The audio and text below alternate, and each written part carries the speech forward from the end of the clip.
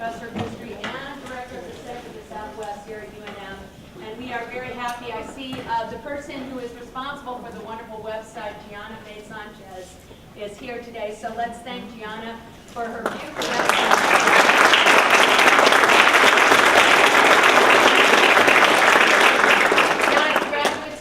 In the history department and very interested in cultural landscape studies.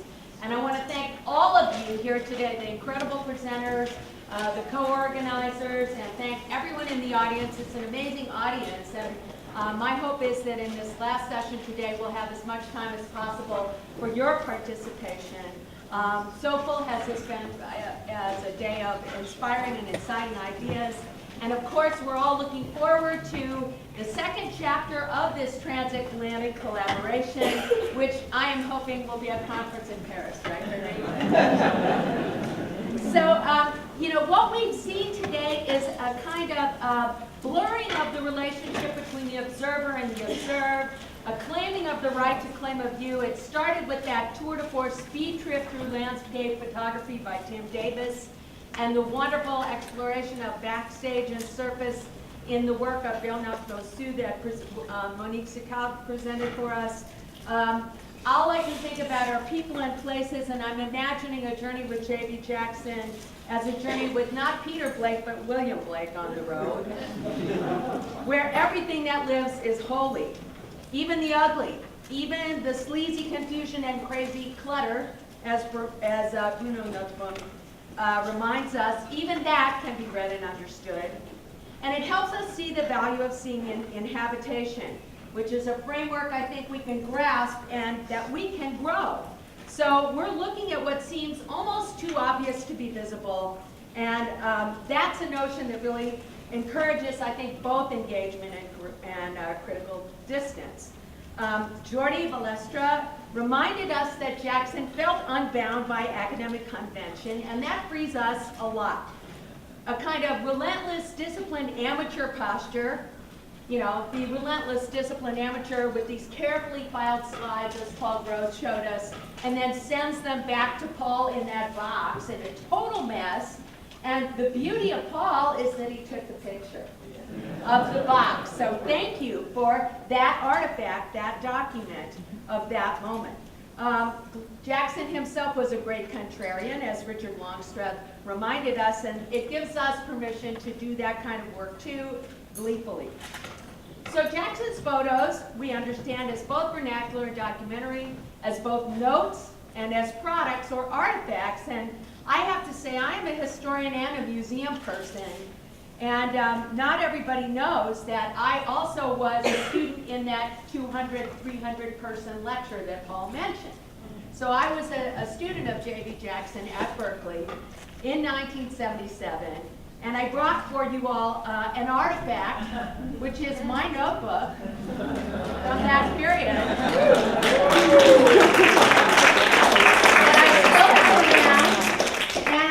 Like, you know, sketches of Pennsylvania barns and sketches of the grid and all kinds of things. My own little, what do you call them? D-bath, you know, that I invented. And I asked that contrarian question about gender this morning, and I was going through my notes in the notebook this afternoon, and I realized Jackson answered it about the role of women in the bio-style house. So here is somebody who was doing gender on landscape at a time that I must have so absorbed this that I thought I invented it later, and I think that's the genius. The role of women in the bio-style house. You can almost hear Jackson saying this. The happy homemaker. This is where they bustle, right, Helen? Can you hear him saying this? This is where they bustle, hang curtains, put up screens, rearrange spaces in the house. And each one of these rearrangements is an expression of discontent.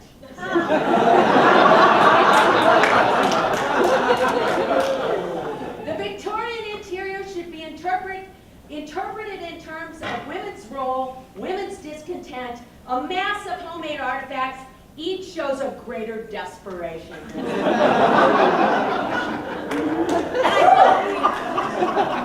Rock on JBJ, yeah. You know, so I thought about that, and I thought about another artifact that I should bring, because this is a conference about photography and cultural landscapes. And this is a book from 1976 that imbibes the spirit of Jackson, and I understand was interpenetrating with the work of Jackson, by Steve Fitch, called Diesels and Dinosaurs. How many people in the room have this book? Several of us own this book, and Steve is in the audience. So I told Steve, where is Steve? I promised Steve I would embarrass him with this, but you know, and I bought this from you back in 1976 in Berkeley or something. But buy it back. what's it back? That's right. You can buy it back. Actually, it's on eBay. But anyway, you know, so a lot of us have these kind of artifacts that we can add to this wonderful assemblage of things. So I guess I want to just try to move on to think about the idea of blurring or transgressing the boundary between amateurs and experts. And this is a kind of move toward democratization and toward valuing how much expertise goes into daily life on the part of an aristocrat who came to see the dignity of working people's lives, as we've learned from Helen and from others. So I wonder if this is Thomas Jefferson in a biker jacket with a cigarette holder that we're talking about today. And it's my privilege now to introduce.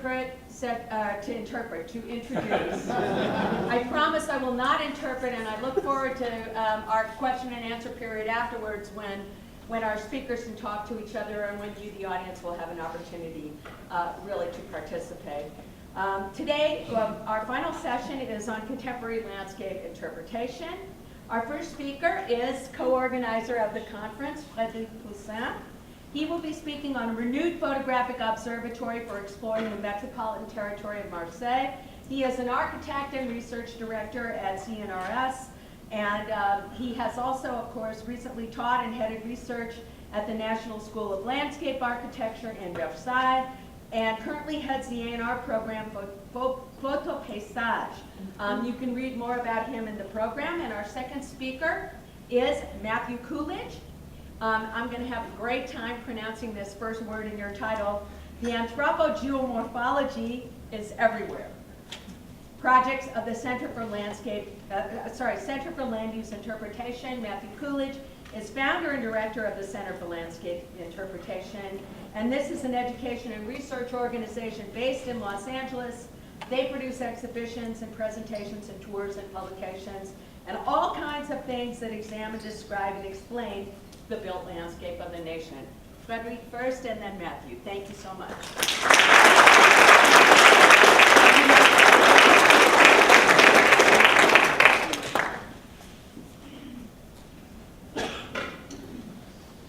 Thank you, Virginia, for such a living introduction. Magic fun. Is it okay? Everybody disagree? Yeah? Okay. The project I'm going to present this afternoon, the Photographic Observatory of World Landscapes, aims to read and interpret the evolution of the landscape. It draws on the principle of the landscape photographic observatories as they were instituted in France following the implementation of the 1993 landscape law. The notion of a landscape photographic observatory, I will call it LPO, it's easier to pronounce, is an innovative idea which toward the end of the 1980s went along with a growing need to renew the perspective on territories as well as the canonical tools used for their development, mapping, and aerial photography. After presenting the main objectives and characterizing the observatory productions from the last 25 years, I will present the Photographic Observatory of World Landscapes, which is a current project which proposes to surpass the objectives of the LPO. Indeed, the integration of the dispositive of the Photographic Observatory to a landscape project makes it original. It allows us to bring new answers as to the question of their interest for a wider audience than landscape developers only. The Photographic Observatory of World Landscapes resort to various forms of mediation, both visual and narrative. It replaces the landscape within the framework of a public debate on the transformation of the metropolitan territories. I will evaluate its scope of action and significance, drawing on J.P. Jackson's work on landscape reading, on his conclusions on the power of experience, and on the attention to ever-changing practices. I will conclude on this comparative study.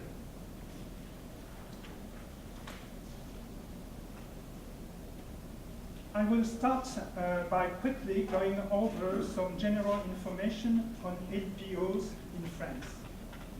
Created in the 1989, the National Landscape Photographic Observatory aims to follow and guide the evolution of landscapes. To do so, it proposed to, I quote, constitute a national fund of photographic series which will allow us to analyze the mechanism and transformative factors in public space, as well as the causes of these modifications and the role of the people involved in the process. The National LPO relies on the conclusions and experience of the photographic mission of the data, which means interministry delegation for the national and regional development and regional attractivity. The data mission had then just begun to give prime focus to artistic photography at the heart of the national policy for national and regional development. Indeed, the Delegation to National and Regional Development had commissioned 29 contemporary photographers to come up with their own take on the French landscape in the 1980s. This project was not just about documenting the national territory. It also aimed to offer a panel of artistic interpretations, which would give meaning to a country undergoing major transformations. As Raphaël Berthaud has established, the data mission, as well as the national LPO, have strived to trigger a real dynamic of public commissions for photography, especially at the regional level.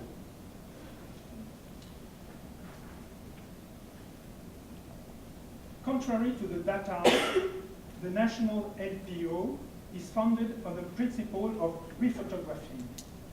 A national protocol is set up for each observatory created on French soil. A think tank made of elected officials, professionals, and non-profit organizations defines the goals in terms of landscape.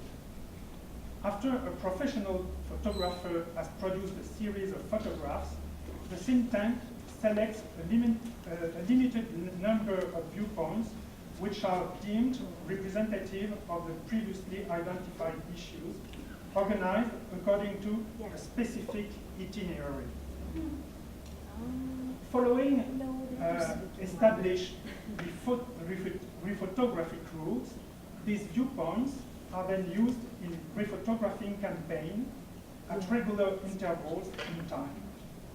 The photographic series thus produced are gathered in the National Photographic Fund, which is bound to draw with every campaign. As a reminder, the very idea of temporal photographic series has been developed in the 19th century in France for scientific, documentary, or political purposes. The engineers of the Mountain Landscape Restoration Department had then accumulated impressive photographic archives between 1866 and 1940, which recorded the different phases of natural phenomena as well as the consequences of human intervention.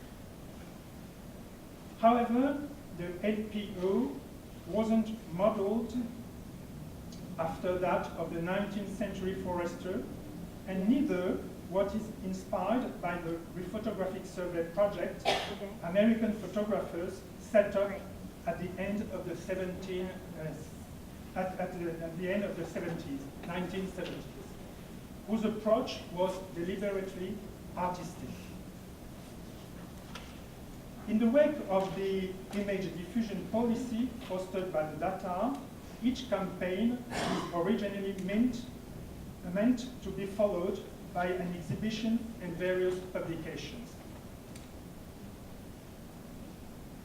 Nowadays, 19 observatories have followed the national defined protocol, and together they constitute the National Landscape Photographic Observatory. An important photographic fund was constituted, and it's now waiting to be interpreted. The photographic series can be found on the ministry website. The very idea of an LPO continues to make people very enthusiastic. It has fostered several avatars of the national LPO over the years, and there are now about 60 regional photographic observatories developed along different methods and guidelines. Maybe this could be interpreted as a direct effect of the very idea of photographic observatory, which breaks with traditional schemes of visual culture in connection with the landscape. Indeed, the landscape is thus no longer understood as a state of things, but as a constantly evolving reality. This is what expresses the notion of photographic surveillance as defined in the observatory's program.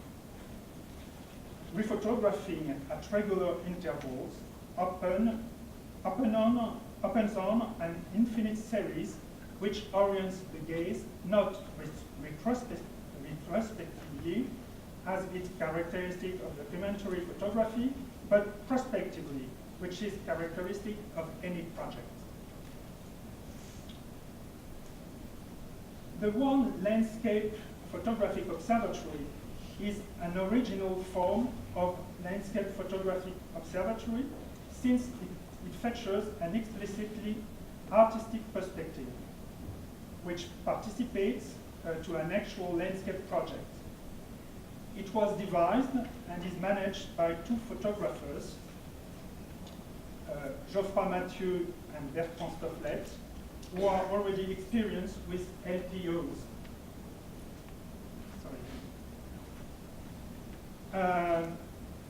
Indeed, they have been commissioned as photographers to set up the Ardèche LPO, launched in 2005, and the Hérault LPO in 2010.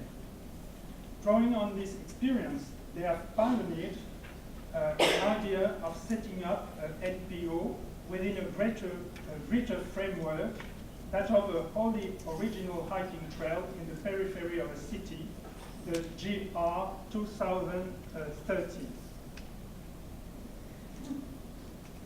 Created in the wake of the Marseille European Capital of Culture program, the hiking trail, GR 2013, aims to allow people from Marseille and its suburbs to walk around it and to rediscover the place where they live, a metropolitan territory made of cities, nature, and of suburban spaces. This hiking trail was traced by walking artists and elaborated on many by other actors in the project headed by botanist and editor Baptiste Lanaspez. 365 kilometers long, it traces a figure of eight around two areas devoted to nature and wildlife preservation. The Bear Pond in the west, which is like a sea within the land, whose air is now extremely polluted, and the massif de l'Étoile in the east, which is a hilly land around which the Yvonne Valley records. The GR 2013 project proves to be more than a mere hiking trail. It's a complex development project whose outlines remain, however, quite unclear. Indeed, It is a cultural project which actualizes hiking, an activity that is deeply inscribed in the Marseille territory. It is also an artistic project which brings artists together, like the Safi Collective, which works on actions oriented toward the discovery of the flora, or Walker artist Enrich Thurm, an archaeologist of contemporary spaces. It is a landscape and geographic project aiming to characterize the spaces and the appropriations that are brought about by those spaces. The natural spaces are remarkable in their plurality. Identified natural areas, areas open to tourism and leisure activities, areas annexed by industrial plants or equipment, green zones developing between construction sites, gardens, and parks of housing units. It's finally an editorial project, a hiking guide made by Marseille hikers and the Regional Committee for Hiking. This guide offers the general public cartographic and organizational data that they will need for hiking. More than a practical guide, it's a vector of transmission of the history of the project and its main goals, featuring the diverse contributions by artists, historians, geographers, landscape architects, ecologists who participated in the project. It appears as a tool which allows the public to understand the project. It makes the sought-after change of perspective on the territory visible and readable.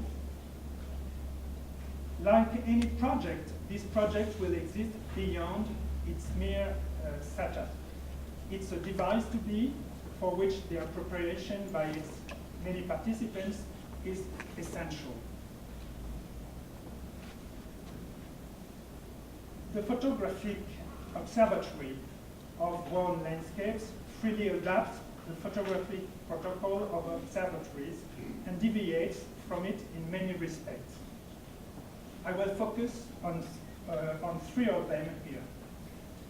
First, it deviates from the original protocol by the originality of its state, which is to know how to document a territory, in the making whose representation is not given beforehand, but produced by the project. The aim is to account for the nature of an area from the exploratory process, which reveals it, and to document it. Thus, the photographers decided to figure the hiking trail by a white line on each image, as you can see on this photo.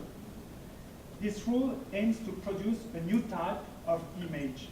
During each annual rephotographing campaign, the white line will be blurred by 10% over the course of the period of these rephotographing years, and in the end, there will be no line left, just the landscape. A variation is thus introduced with each shot. Another deviation from the general protocol is the peculiar role played by the think tank, which was thought of more a genuine place of debate and reflection, and not as a committee of experts in charge of supervising an initiative.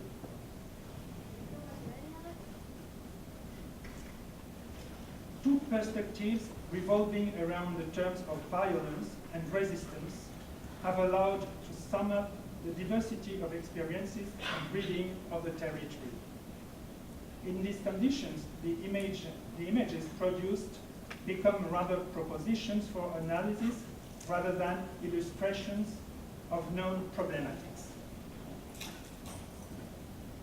Then, it finally differs by the mediation it proposes.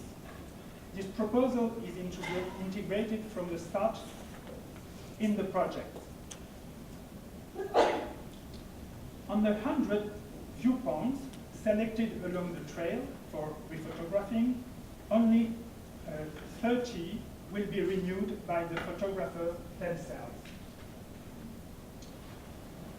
70 viewpoints are up for adoption by the general public, which means that amateurs make a commitment to respect the given protocol and to rephotograph a viewpoint they have chosen and adopted once a year for a period of 10 years. Thanks to these adoptions, the dynamics of mediation toward the public is opened.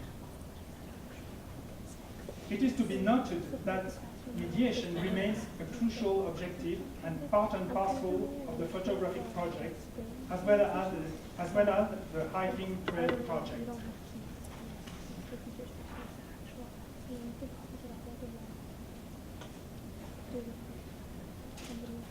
Other forms of mediation, the interactive website and the publication of a set of postcards reproducing the 100 viewpoints initially photographed, constitute artistic productions for which the project is enunciated. Just like the hiking guide, the website is both a means of expressing the project and an instrument which makes it operational. The idea featured on the website,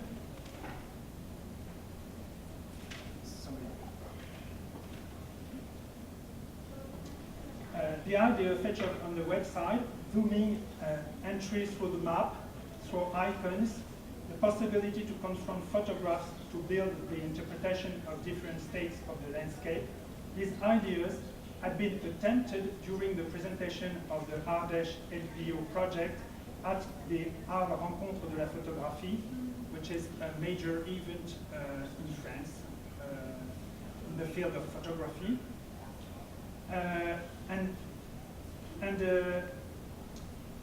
It stemmed from a committed reflection on the way of showing the photographic observatory object.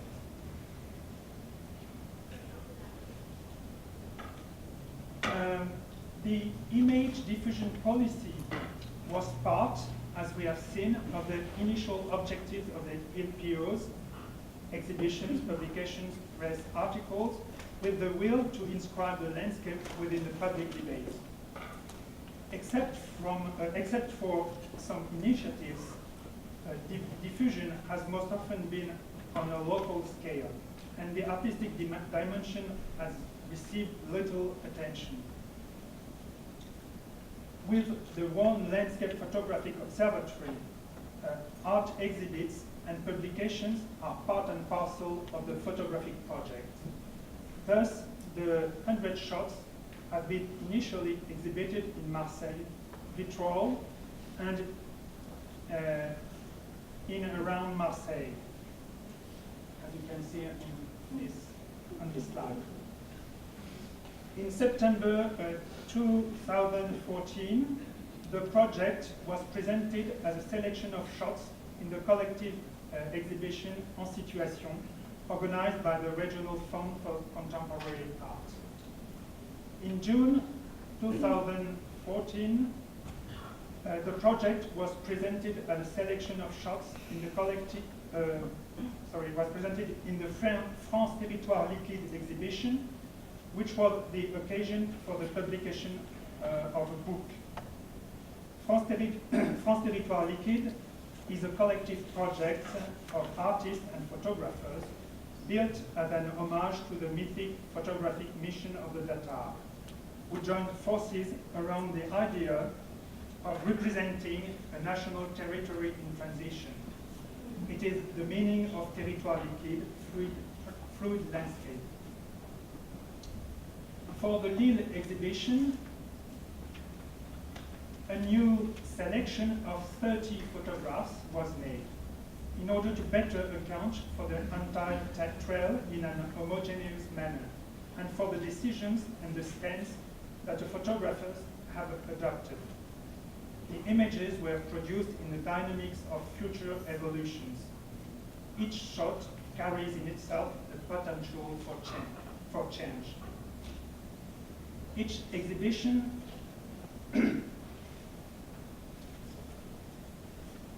elicits a selection which raises the question of the territory's representability each time. The World Landscape Photographic Observatory offers a reading of the landscape which it unfolds in time and space.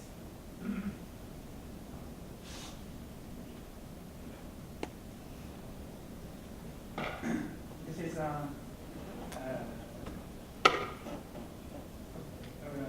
quoting from an interview with Geoffroy Mathieu. In 2014, an inter-ministries mission was created for the Aix-Marseille-Provence Metropolitan Project, and this induced a consultation to elaborate on a metropolitan project.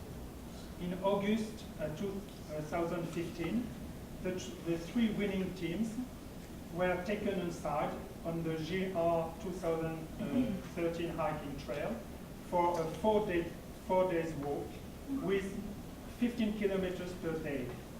4 days of the walking that experts and elected officials shared together, accompanied by a photographer, in order to discover the territory and share their experiences of it. Those 4 days were followed by 4 stories published every other week in a summer series of the daily newspaper Libération. The landscape project of the GR 2013 thus becomes here an instrument for the Metropolitan Territorial Project.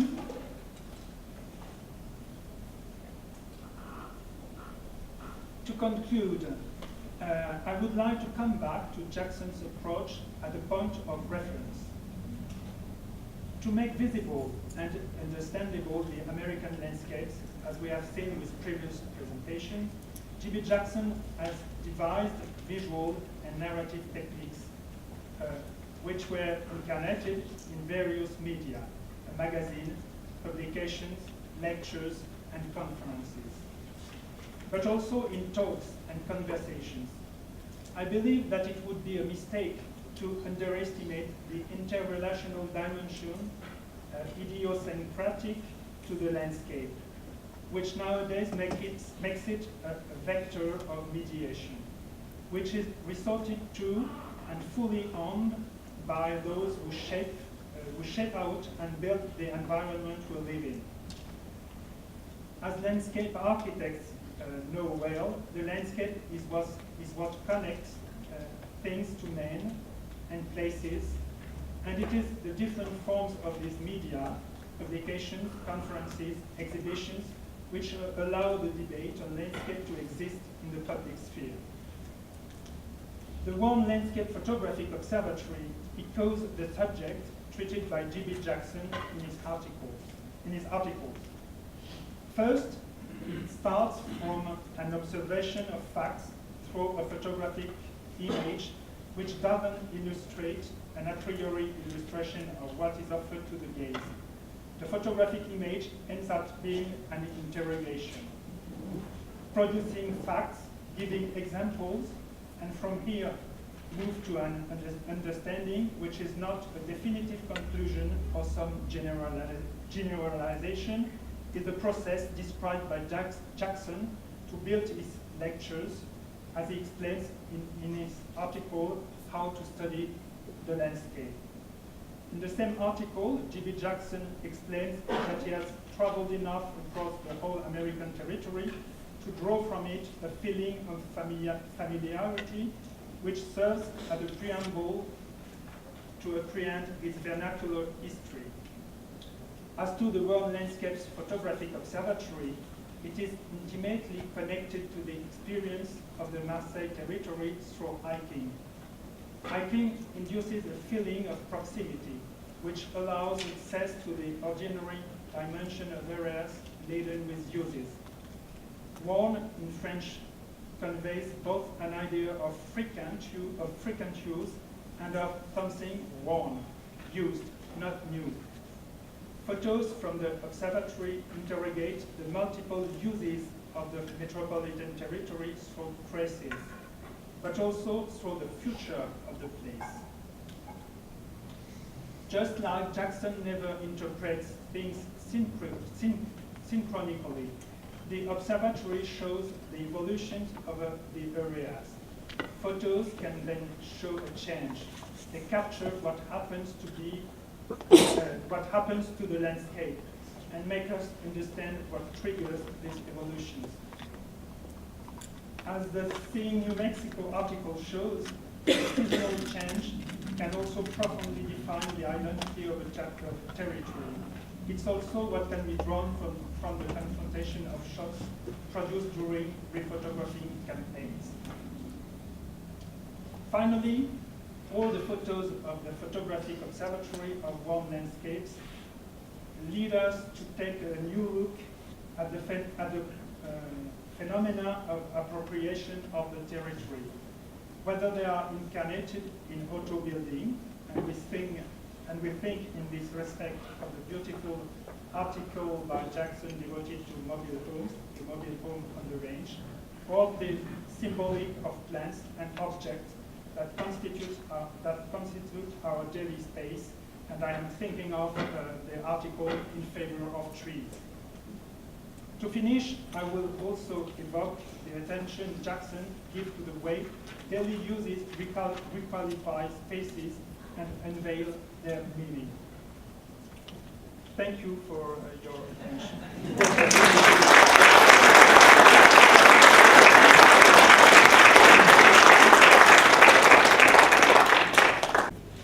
Associated with this organization since its inception in 1994, the Center for Land Use Interpretation. Our logo seems very geographic, but what we do at the center is focus on the built landscape of the USA, meaning everything. I mean, all of the territory of the country and arguably the world has been transformed by human activities, one way or the other. So everything is land use. Everything is this built landscape, whether it's intentionally or incidentally constructed. So we got a lot of work to do. We characterize the landscape of the country as a kind of cultural product. So we interpret landscape as cultural evidence and examine things in terms of different thematics and regions, which I'll get into in a minute. Really, though, everything we do is about the landscape, meaning the physical terrain, and every place we deal with has a lat long. That's sort of our sort of bedrock, is this sort of organization of places into identifiable locations that are locked down over the lat long. Even though it's very material, really our world in which we work at the center and where we all work in our own ways, I think, too, is in this informational realm above the ground. The ground, of course, by itself means nothing. It's just inert material. So I like to show this slide just to go through a very basic concept where you've got a physical place, then you have the plaque that kind of interprets the place. It doesn't look like it's too integrated into the site. As it drops off a truck. And then you have the guy with a hat who's interpreting the interpretive plaque that interprets the place. And then you have the guy with the video camera doing some kind of documentary about the guy with a hat who's interpreting the interpretive plaque that interprets the place. And it doesn't stop there, of course. There's the thing that is invisible that makes all of this visible. The photographer taking a picture of the guy with the video camera and the documentary of the guy with the hat who's interpreting the interpretive plaque. And it doesn't stop there, of course. There's me telling you about the guy and so on, and then maybe even there's you telling somebody about me telling you about the photography. So this is kind of like that game Telephone, where every time information passes through one of these mediative agencies, it gets transformed. And this is where we dwell as an organization, in this interpretive realm that floats above the landscape between your mind and that place. So that's one thing that's sort of fundamental. Another basic fundamental thing that we keep in mind with everything we do at the center is that for every action there's an equal and opposite reaction. For everything you look at or point out is the rest that you ignore.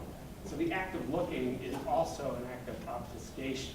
You turn your back on things when you look at other things. So there's always the other side and constantly rotating. You always have to think about the effects of your actions for pointing out one thing over another. We just keep that in mind all the time. Another fundamental principle is this idea, perhaps it's a paradox, and maybe paradox is the only truth out there, I don't know, but this idea that a multiplicity of points of view can coexist. You can have multiple perspectives of a given place, and each one of them has value and meaning and reality too. And yet, how can these things, sometimes contradictory things, coexist? They do, and they have to, and that's life, and that's part of what we're all about.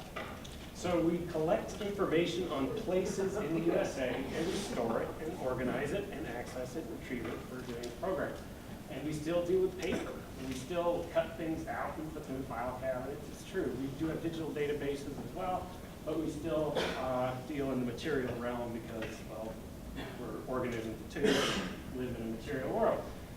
This is our primary categorization system, even though the world is a very complex place and humans are very complicated, and what we do with landscapes are complicated. Everything can fit into one of these categories, and we establish these categories for organizational purposes. But these are the general themes that we make sure we address periodically so that we're not favoring one thing over another too much. But of course, and also with file cabinets, you can only have one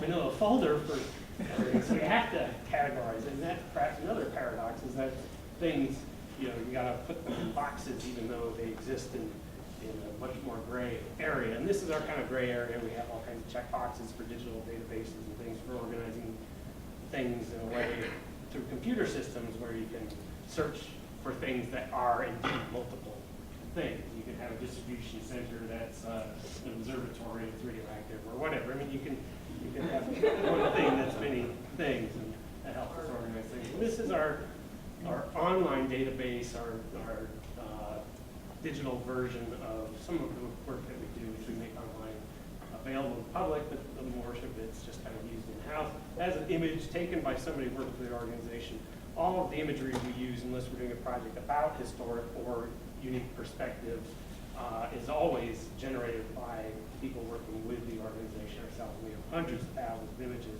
that we've taken over the years. And then we describe these places in our database and then have links and things to it.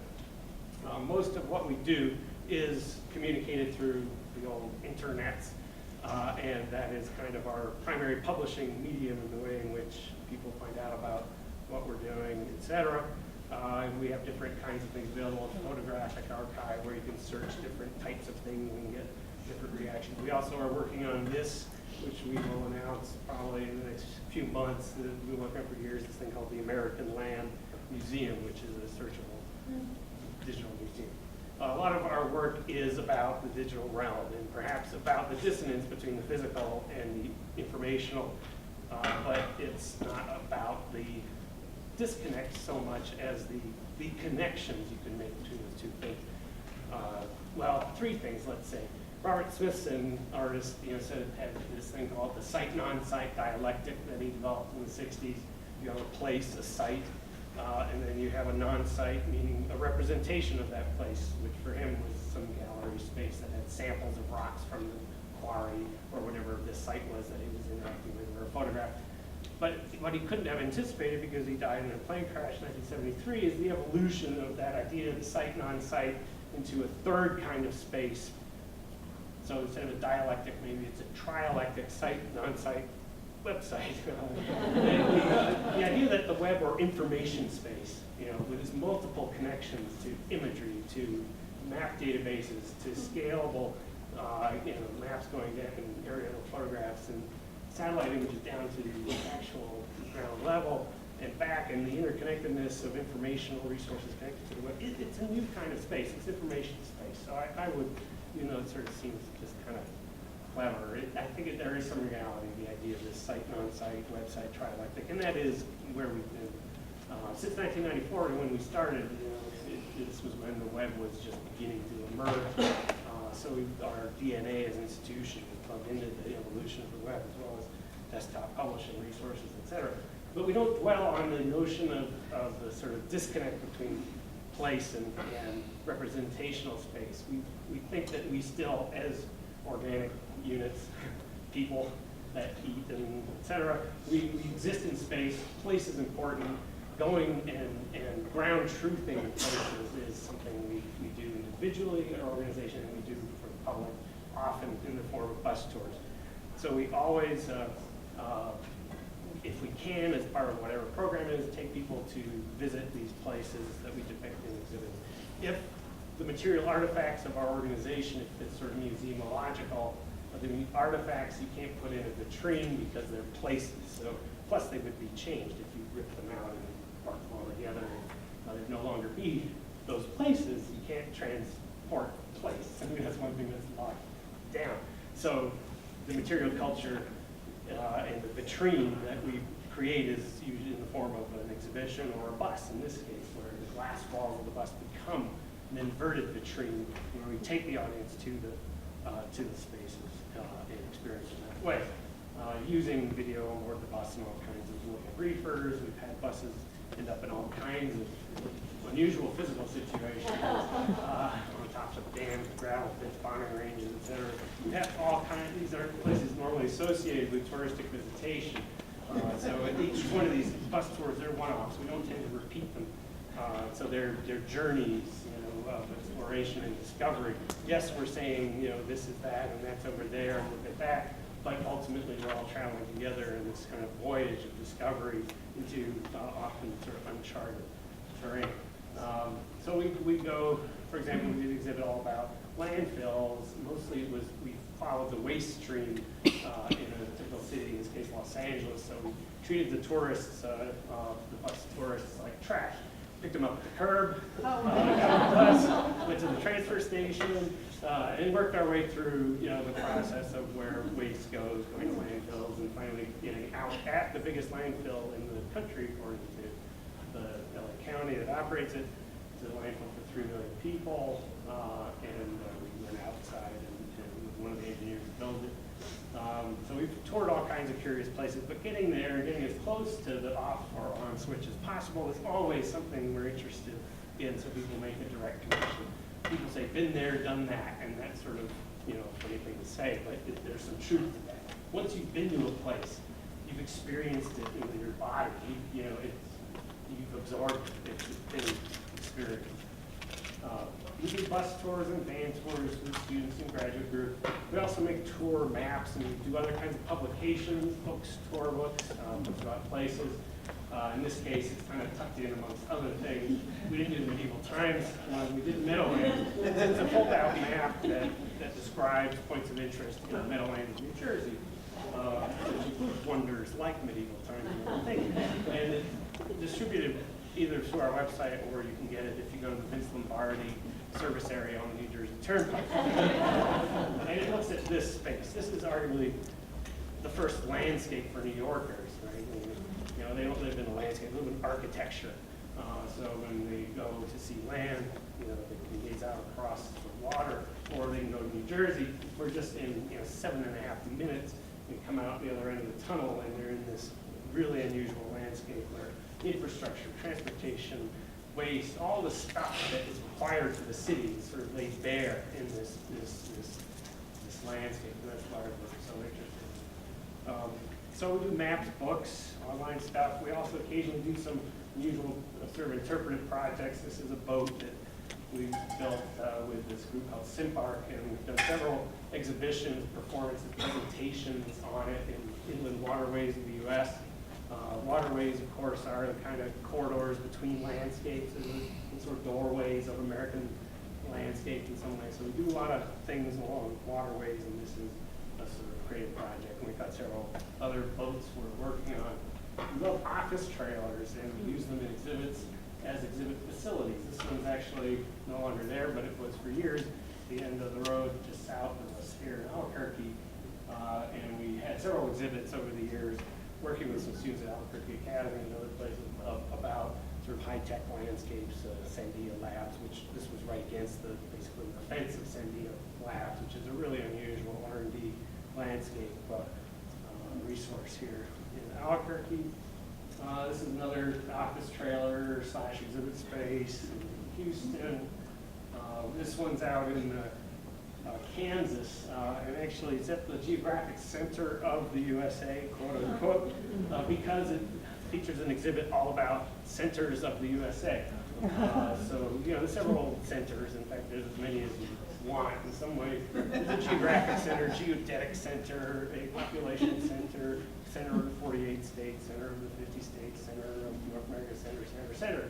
So we exhibited, I think, about 10 different centers in the exhibit, and then we actually took the trail around to the different centers to introduce the concept to the people who lived in these different centers. And here it is at Plato, Missouri, which in the 2010 census was determined to be the population center of the USA if everybody weighed the same and stuff. They're individual census tracts, and we balanced this map on a point. That point would have been in the woods about 5 miles from this location, but the census people realized that there's a margin of error, et cetera. So they worked with the city, the town, and they put the monument next to the post office where it was more visible.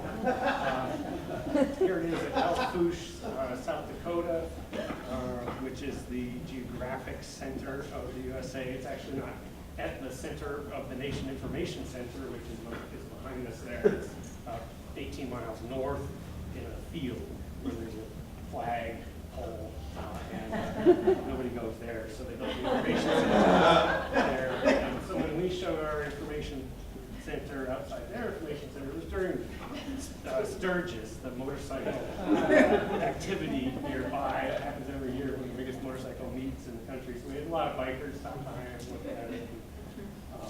And then after that, we brought it back to Lebanon, Kansas, which is kind of sort of feels like the real center of the USA in some ways. It's 48 states, so it's a contiguous landmass.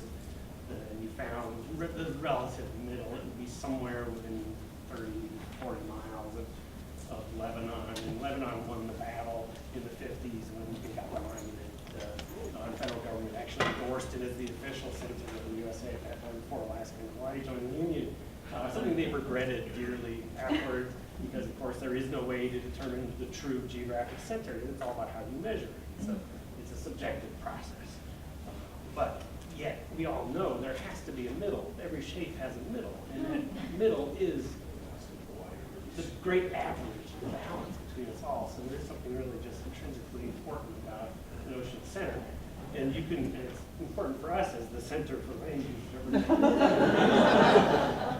But anyhow, so this is still there. You can go see it. Most of our exhibits of this sort are, there's a phone number posted on the doorway. You call a phone number, you get the phone tree. The phone tree has an option that tells you how to get in. You know, I'll save you the trouble. The combination is just 1, 2. Easier than 1, 2, 3. We love office trailers. We've done all kinds of exhibits about them in a J.B. Jackson-y kind of way, you know. We love mobile homes, which we do too, I suppose. But these are especially interesting in a way because they really represent factory-built modular construction process working out. They're all over. They're ubiquitous. They're at construction sites. They're at prisons. They're at schools. You can be educated in one. You can be hospitalized in one. You can be sent to prison in one. You can spend your whole life in one of these modular units if you actually didn't try, but ended up. But anyhow, so we actually did an exhibit all about them, calling them the invisible architecture of the urban fabric with a big, sign saying that they're invisible. And this was for the Getty, which is a project about architecture and expansion in Los Angeles. So we had an exhibit about office trailers, where they come from, who builds them, how they're used. And then, of course, we did a tour where we went out on the sort of urban safari, visiting these office trailer compounds. In this case, the largest ones in LA, the ones associated with the expansion and growth of the city, which is sort of the theme that this project was part of, that the Getty was doing as part of their Pacific Standard Time architectural program. And we got to LAX, which is the biggest clusters of office trailers out there with its various construction projects going on. The International Terminal being built, one of the largest civic construction projects going on in America at the time, multi-billion-dollar thing. And Mr. Fentress, the architect of it, actually met with us in Otis trailer and gave us a little conversation about it. That's not him, incidentally. He doesn't wear a high vis. So anyhow, and we're not just an itinerant organization. We have to cover the ground in America. We do have some fixed sites. This is our desert research station near Barstow, where we have kind of visitor center about the region, the high impact land uses of the Mojave Desert. The town of Hinckley that we're in is famous as the place where the plume from PG&E's, chromium-6 spill that Aaron Brockovich represented the local population that was suing PG&E. Became a movie, Steven Soderbergh movie with Julia Roberts playing the wire center. That's all still going on, incidentally. The town is still vacating, still being bought out, and the ground underneath our desert research station, over 5 miles away from the main plume, is still has traces of chromium in it, so we don't drink the water. But we have a walking trail with several things on it at the desert research station. A lot of projects about sound and landscape, because those are some of the dominant features of that area. It's underneath the airspace for Edwards Air Force Base and their sonic boom research and all kinds of training stuff. The idea of sound going over space is something that we explore and commission projects and work with artists and creative interpreters to do different kinds of programs on the grounds there. We also have a site in Wendover, Utah, which is on the edge of the Bonneville Flats, the biggest sort of empty part of America. Empty in quotes, of course, because there's always something, including people. But this is the old air base that in World War II, where Enola Gay practiced dropping a bomb on Hiroshima before going there. And without the nuclear components, it was just target practice and design of the weapon. So actually, people go back and forth from Los Alamos to Wendover during 1945. The latest version of things. This was kind of a field testing site. It still is a military site, and we have to work with the military. Some of our buildings are involved in operations periodically. Makes for interesting kind of interactions. For our residence program, we've had artists going out there for years, for almost 20 years, doing projects about the landscape, and sometimes they have to deal with active military or film productions, all kinds of unusual high-impact land uses. This is a facility that one of the residents built to help bring people to this remote part of the facility called South Base. So it's a self-sufficient kind of living unit with power and with water and everything that it dealt with. Our buildings out there, we have 6 or 8 of them at this point. Same thing, push-button door lock, the ones that are public. And inside you'll find different exhibits about different aspects of the environment, including the work of the residents who every year we have about 6 or 8 individual or new groups go out there to interpret remarkable landscape through whatever medium they work with. And they can show their work on site where it's shown to the public. This is our main office, the former forensic lab in Los Angeles. The exhibits we have in there change over the years, over the months even. We've done exhibits about the initial points of America. These were the surveying nodes that were established from like 1792 to 1950. 35 or so points on the map, which were the original survey points for the various territories as the nation expanded into the west. This exhibit was about parking space. Parking is the ultimate objective of driving. We have cars not so we can drive, it's to get somewhere, and when you get somewhere, you got to park. So really, if you think about it, driving is about parking.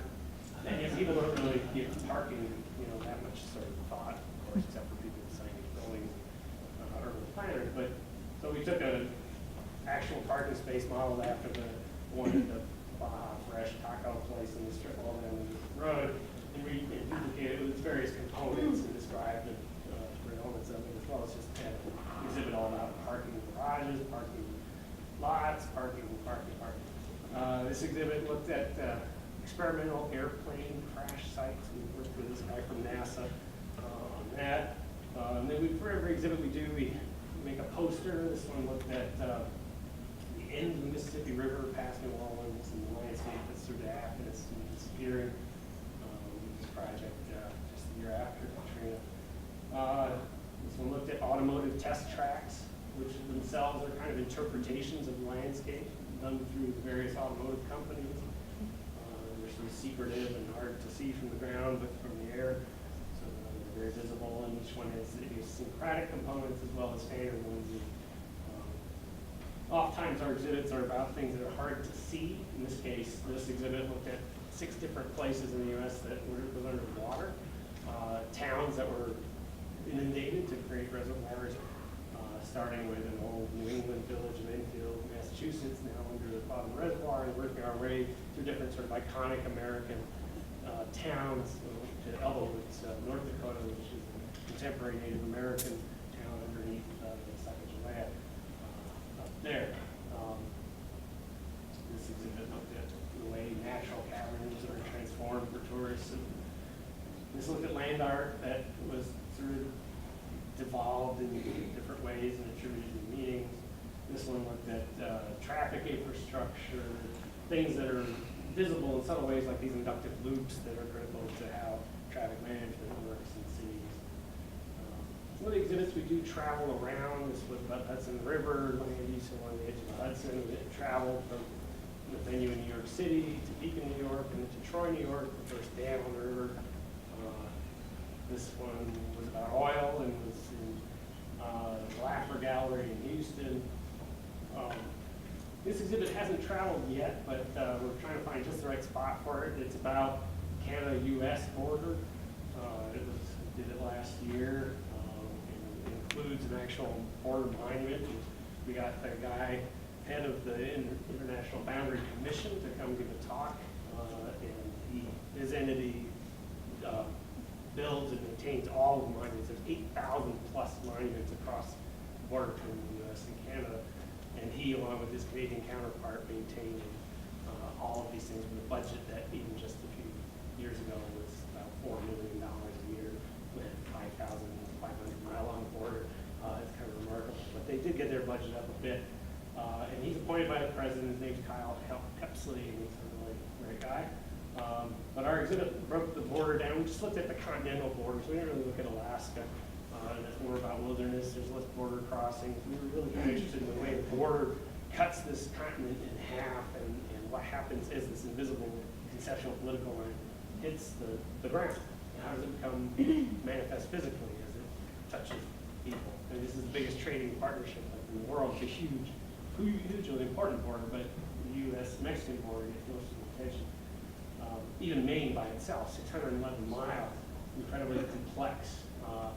It goes straight lines, it follows rivers, it changes its shape as it moves through space. This is the first physical monument on the border, so it comes into Maine and then hits this bridge, and then you can see there's the border. The sign has different paint on it. You can see the weld marks on the bridge, where the bridge itself was constructed individually by representatives from both sides of the line. So this, on the East Coast, is the first physical manifestation of the boundary. And you can see the road surface also changes, which is typical of the bridge. So just to talk about the way we look at photography a bit, we'll focus on this exhibit a little bit. So we looked at just the chaos of this boundary in all of its forms, and it's all online if you care to look at it. Thousands and thousands of images, all captioned. It's a huge thing that we're trying to turn into a book as a kind of an atlas of the border. Here it is. Derby Line, Vermont gets a lot of attention. It's one of the more picturesque old towns. It has the line going right through it, having several buildings. These electronic gates were made by the U.S. pretty recently. Otherwise, could easily drive on some of these side roads. The tippy top of Maine is a place called Esport, and there's several towns or several buildings which are cut right through by the border, like this one.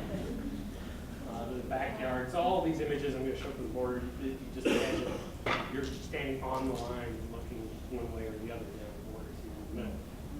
Here we are underneath the bridge, underneath the Detroit River, the tunnel, the only vehicular tunnel that crosses international boundaries, certainly in the U.S., Canada, but maybe in the world, other than the tunnel. But there's over 70 feet below the surface, so we're in the flag there. Here is one of about 6 border crossing facilities intentionally built on the border so they could share office space. That was sort of an idea of bringing the two countries together administratively. However, when you go inside, you actually see that they've separated out their activities quite a bit. Though they do talk of the fact that. And then this is the International Peace Garden in North Dakota, built as a manifestation, representation of the friendship between the camaraderie between the two countries. It's this sort of metastasized garden fantasy on the line. It's absolutely spectacular. It's almost a mile of gardens and ponds and things, and they're all reacting to and physicalizing the invisible line. And it ends with this Peace Chapel, where the line goes right through the doors to this organ. So somebody playing the organ in their left hands in Canada. And then out, continuing down to 49th, which is about 1,200 miles, perfectly straight sort of line, going from the Midwest all the way to Washington, up and over all the mountains and the cut line. So these guys from the International Boundary Commission have to maintain this 20-foot wide swath through. Unlike Mexico, where it's all about fences, Canada, it's all about natives, about openness. And the Boundary Commission said, we don't care if you cross the line, it's not our job, it's the customs and immigration people. We have to make this space shared and visible so that you know if you're crossing the line. How are you going to know where the line is if it's not easily seen? So they monument it, they maintain the cut line, and they make it visible. A lot of our imagery, so that was a specific project where we went out and shot all this stuff. But a lot of our imagery for projects deals with buildings that kind of look like this. I mean, so much of America is housed in these kind of structures. For this exhibit, where this image was included, this is a data center in Ashburn, Virginia, which is probably the biggest cluster of data centers in the country, right around Ashburn. And it's part of that sort of Dulles corridor, and it's within a cluster of about 8 major data centers just in this office part. So this very image probably could even be kept inside that very building or one of the next one, I don't know. But this is the cloud, and we did an exhibit all about the physical cloud, looking at data centers and the communication infrastructure, making it all kind of visible. Imagine this as a video. We do use video quite a lot, kind of static POV video. We'll set the camera and just shoot a long loop. And in this case, this was an exhibit about waterfalls as industrial cores. Patterson, New Jersey, Rochester, New York, which is what this is, all the way up to the Willamette Falls. Waterfalls in America as romantic ideas that had then become transformed into kind of post-industrial artifacts that were then kind of re-embraced in some cases, like Patterson, where they cleaned it up and they put on a light show, and they do in Rochester. So these things that attracted industry initially became the early nodes for American industrialization and became byproducts that are now maintained sort of for touristic purposes. Aerial imagery we do all the time, always have, usually rigging Cessnas and shooting up the window. It's not rocket science. You see so much from the aerial perspective that you miss from the ground. Like this is a quarry in Hudson River. The east side of the river is at the top of the image, and that's where all the sort of big robber barons' homes are, looking into the sunset across the Catskills, imagining that wonderful, Thomas Cole, Matterhorn, kind of exaggerated, but still the sublime pictorial of Eden in 1850. They get that same sunset view, but the view is maintained by having the quarry keep the kind of pinnacle of the peak intact, while right behind it is this giant trap rock. Built for, when you build a city, you've got to make a hole for every pile of architecture. There's a pit, so we often talk about that balance, and that's part of the role of the Hudson River, is this resource base for construction of the city on the other side of the coin. In this case, aerial photography was essential because you just can't see these things otherwise. These are tailings mounds, or they're mounds constructed to contain tailings and byproducts and uranium mills that have been torn down. And you did exhibit all of these, and flew over every one. There's about 24 major ones in the United States, and they're still building to contain the legacy of our radioactive industry. And this was the first exhibit where we used our own drone. One of those, you know, anybody can almost buy it now, about $1,000. So this was about solar plants and about the 15 mega plants that are in construction after 2011 in the southwestern United States, each one of which is the biggest in the world, and almost all of them are online now. Some of them, you know, this is about 6 square miles of panels, somewhere, you know, several million individual panels. The future has arrived in the landscape in a place like that. And then aerial, sometimes our exhibits are about very active aerial photography, and this is a photo target used to calibrate spy cameras that has been abandoned because it was made for an analog process. And there's several of these around the country, about a few dozen of them. The majority of them are in the southwestern United States and California and other places. Some of them are on public land. And you can see how they're being broken apart, like fractally reclaimed by the rhizomic, you know, plant life. These, well, they are created to be rectilinear grids of great rigidity and uniformity. So it's an interesting kind of metaphor. We did several exhibits of these using, this was before drones, we had to use kites and stuff to photograph them. And then aerial video. This is the last thing I'll talk about, is a new thing, or something that we've been working on for a while, and done a few of these things we call land scans.